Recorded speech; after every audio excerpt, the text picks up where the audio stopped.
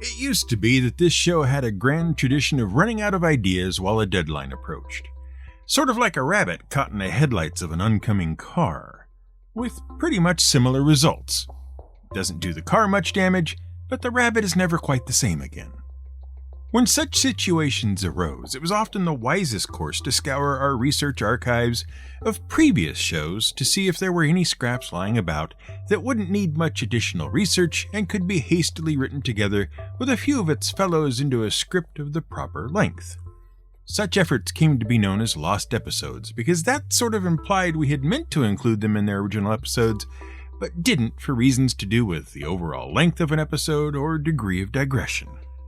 Along the way, we'd sweep up other bits brought to our attention by our listeners, or smaller topics that simply weren't big enough for an entire episode of their own. In this way, we'd keep things tidy, get an easy episode out the door, and duck aside just as the first steel-belted radial was coming into focus. But then, of course, things changed. And along with those changes came the decision to reserve what would normally have been the contents of a lost episode for a special short episode put out once a month for our backers, first on Patreon, and then exclusively on Buy Me a Coffee. /Fiddleback if you're interested in contributing. And since I was doing that, the lost episodes disappeared, becoming more or less truly lost. At least for a time. But again, things kept changing, and after a time the bonus episodes became too much, and it was wisest to bring them to a close in favor of just trying to get regular episodes out regularly. Which, granted, did not work especially well, but at least I wasn't not producing 2 audio features and could instead focus on not producing 1. Still, there is a fondness in my heart for those lovely little Footnote 2 installments. Someday they might come back. But who knows? So here I sit with no particular deadline, having learned that, like Douglas Adams, I really do enjoy the sound they make as they go whooshing by, and a stack of cast-offs and trimmings from previous episodes that have no particular home. They're just hanging around doing not much of anything. What to do? Well, how about this? How about I write a lengthy and pointless introduction to an episode you already know the name of, in which I attempt to engage your interest in the plight of the amateur podcaster when it comes to creating more content for his listening public. I can pad it out with a couple of anecdotes about times gone by, re-explain a premise you were probably already familiar with from previous such episodes, and then, when that turns out to be not quite long enough, I can cross the fourth wall and go all meta on you. Oh, and I can work in a request for your support via a Buy Me a Coffee membership in the main body of the script, rather than all the way at the end, which I have now done twice. /Fiddleback if you're interested in contributing. And so, without further ado, let me reintroduce you to what turns out to be not only an easy out for the creator, but a fan favorite as well. The 17th in our series of lost episodes, Lost Episode 17. This is GM Word of the Week, and I'm Fiddleback. The first lost item is the Nokia 3310 cellular phone and how it represents the current phenomena of nostalgic consumption. Which, of course, is wrapped up in 2 previous episodes about nostalgia. See, there is a trend currently, I'm sure you've noticed, for the selling of things not based on whether they are good or necessary or of any value whatsoever, but rather on the amount of nostalgic feeling they can invoke. And the little Nokia phone everyone loves is a prime example of that. Tough, durable, and an absolute brick in terms of both design and smartness, the 3310 was well loved and well used and saw many different iterations of its basic design over the lifespan of the device. It wasn't particularly innovative when it came out in September of 2000, but it didn't need to be. It just needed to do the job of making phone calls and occasionally playing a game of Snake without bits falling off it every time it was touched, which was something of a problem for cell phones back then. The 3310 was a very solidly built phone with few, if any, moving parts to break. People genuinely loved it, and even today there are those who actually owned one who still swear by it. So what does that have to do with nostalgia and nostalgic consumption? Well, that's easy enough to explain. See, a few years ago, Nokia noticed how much love there still was for their little phone, and someone in the boardroom said, "Hey, we'd like to keep making some money. Why don't we do the 3310 again?" Except the company making the phone wasn't Nokia anymore, and the phone made lacked some things we'd all become used to in the ensuing 17 years. But that didn't matter, because HMD Global, new owners of the Nokia brand name, weren't going to sell you the new 2017 version of the 3310 based on what it could or couldn't do. Not really. Instead, they were going to sell you the new phone based on how you felt about the old phone, which is how nostalgic consumption works. See, the basic idea is that you really, really like some things that aren't around anymore, and for a variety of reasons, as we discussed in our episodes. Some things, when you first experienced them, made you feel happy or safe or as if you had accomplished something by having them, or what have you. Basically, your brain decided you had met a need and rewarded you with a little jolt of the chemical happy sauce known as dopamine to reinforce the lesson. When presented with a new thing that is related to the old thing you liked and got rewarded for, your brain said, "Hey, that's probably going to be good too. Let's have some more dopamine, why not?" Which is the whole point. The manufacturers of the new 3310 didn't want you to consider this new phone as a product of the current market and how good it might or might not be compared to other current offerings. What they really wanted you to do was to remember how good the old 3310 was when compared to the market of 17 years ago, and conclude that this new version was going to be just as good now as the old one was then. It's called reinstantiation, essentially pretending that what was true in the past is also true in the present. And lots of products really hope you rely on it rather than a clear-eyed view of the present reality. But that's just one way in which manufacturers and products ask you to buy the nostalgia instead of the reality. Even more profitable is the idea of reenactment, the idea that a product represents a morally superior time in the past that is sorely lacking in the modern day. Take, for example, many American-made brands of the past. Like the label Nokia, brands like RCA, Magnavox, Bell & Howell, and others were once well-regarded brands which had a certain amount of cachet with the American buying public.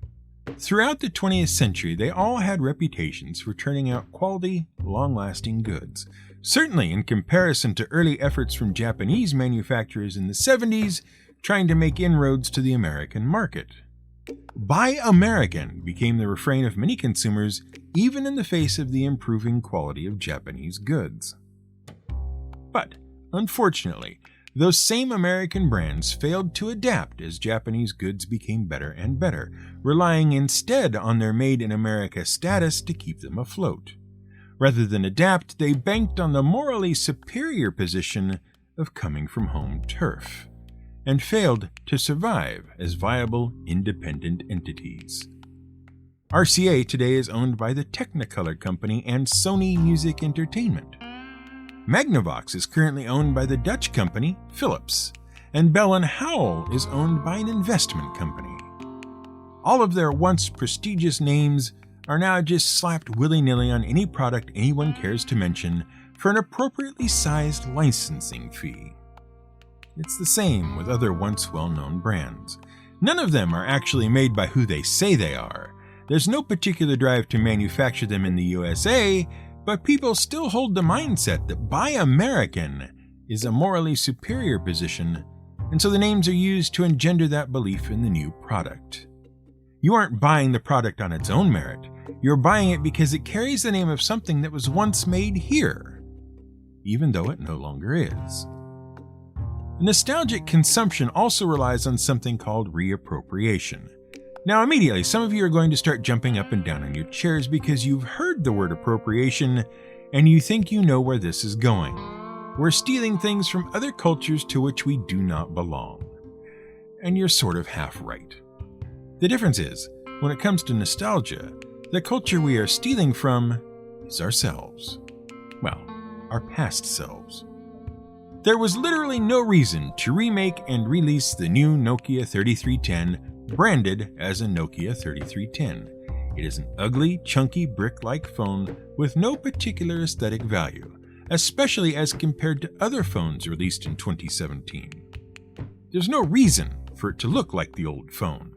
Nothing about that design had anything to do with how modern phones looked or worked, nor was that particular look necessary to the function of the phone. So why does it look like a slightly modified version of the old 3310? Well, because to a certain segment of the population, it was kitschy and sort of retro cool. It looked like something out of the past, and therefore had more theoretical value than something of its own time period. And importantly, very few of the people who bought the new phone had ever experienced the old phone. Lifting it from the past and bringing it to the present day meant that Nokia could sell an experience many of its customers had never had, but had often heard about. They could become part of the Nokia 3310 fan club. They could take the old phone and make it their own. Reappropriation. Of course, there's a bit more to it than that, but you can see the tactics in play across all sorts of different products. Movies that don't need remakes but get them anyway, TV shows that claim to be new versions of older shows, books that rewrite or reframe older books, electronic devices made last week to look like they came out of the 60s, a fascination with fashion from the catwalks of the 70s. It's all trading on your sense of nostalgia and hoping you won't really notice how good something is or isn't in the here and now. There will be more Star Wars films because you liked Star Wars in the 70s and 80s. There will be more remakes of films from 20 years ago because you liked them 20 years ago. Lava lamps will continue to be a thing because they remain quirky and kitschy. Your childhood will continue being resold to you because you once felt happy and content when you didn't know any better. It's easier to trade off your emotions than it is to sell a thing on its own merits. This is nostalgic consumption. Remember how much you used to enjoy lost episodes?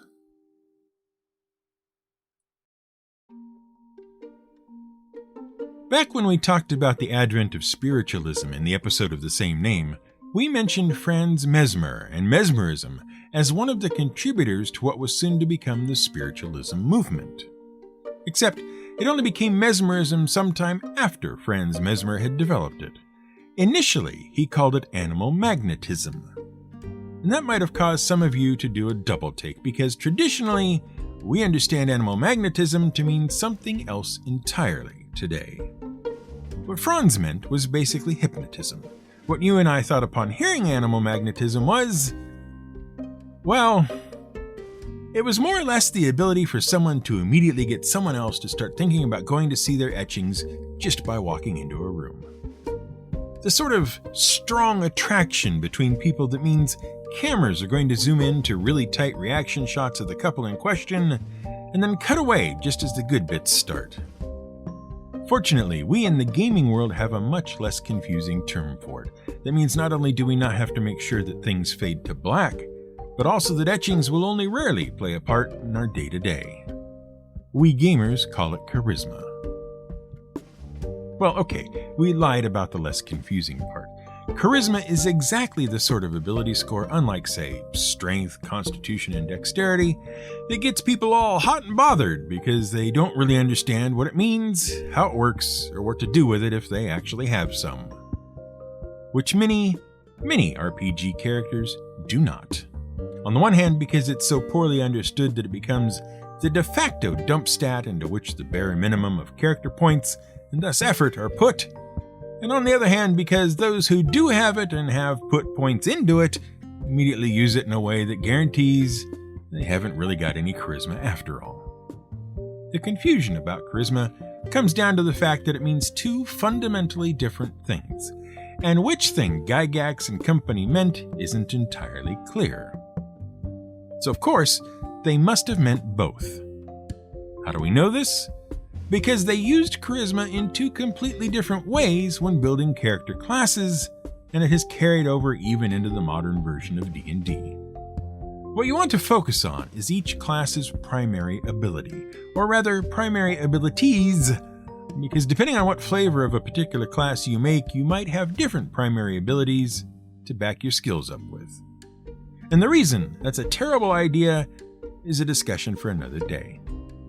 In any case, by taking notes of each class's primary abilities, you quickly find that the Bard, the Sorcerer, the Warlock, and half of the Paladin rely on Charisma. Now all you have to do is make that make sense. Why should these 4 classes be Charisma focused?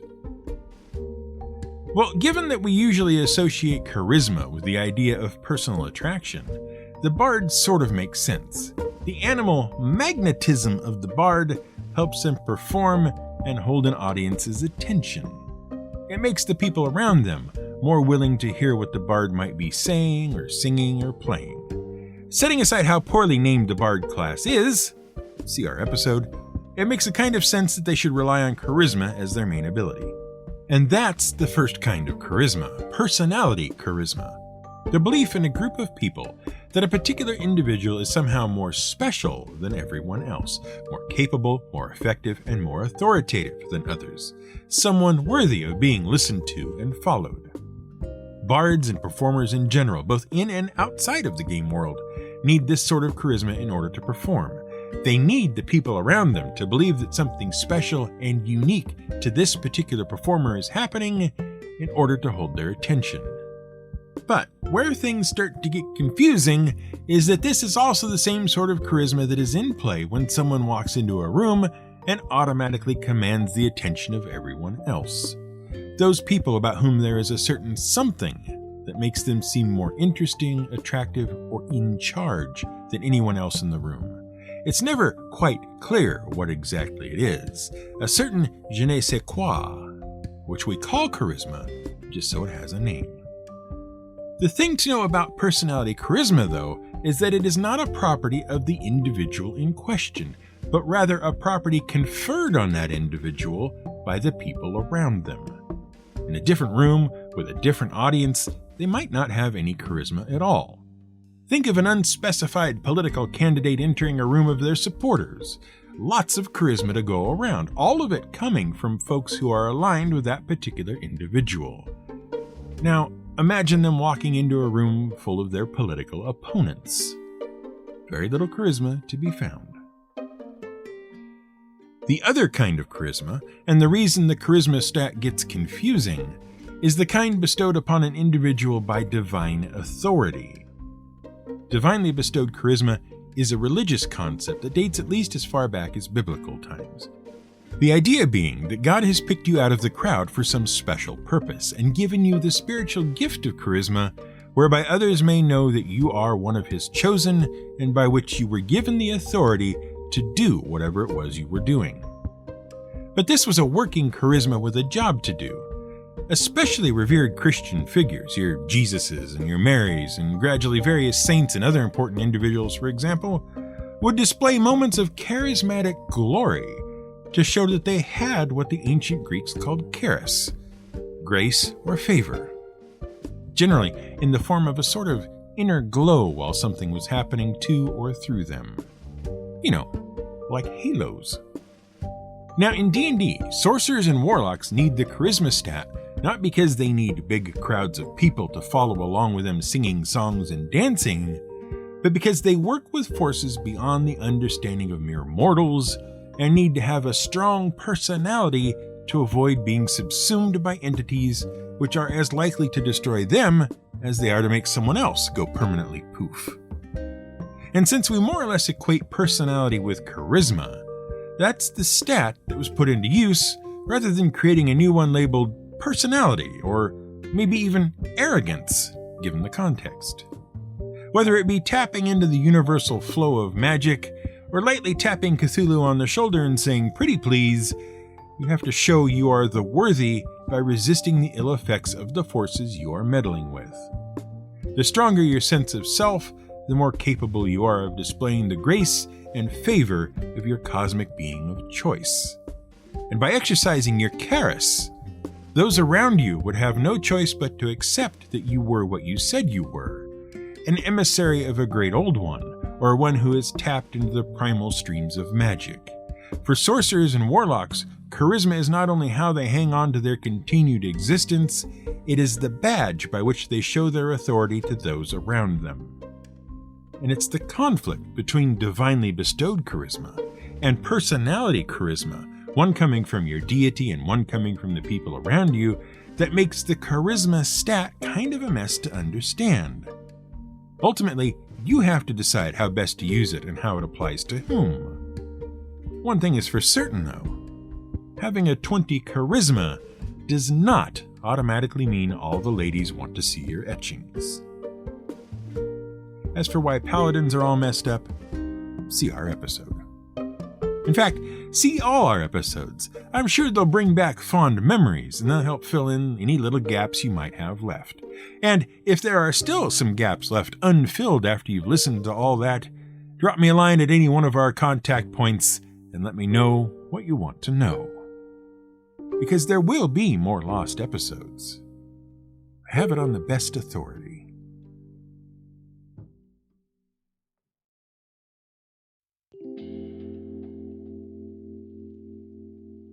Thank you for listening to this episode of GM Word of the Week. If you want to drop me a line with a question for a future episode, then listen carefully to the following. This episode is a Fiddleback production and was researched, written, and produced by Brian Casey.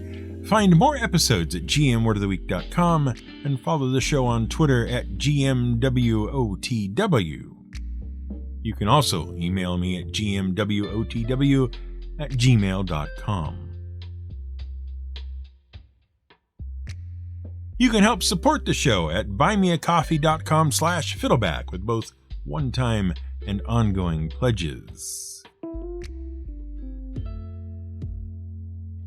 Music is provided by Blue Dot Sessions, home of minimalist acoustic music for production and pleasure. Visit them at sessions.blue.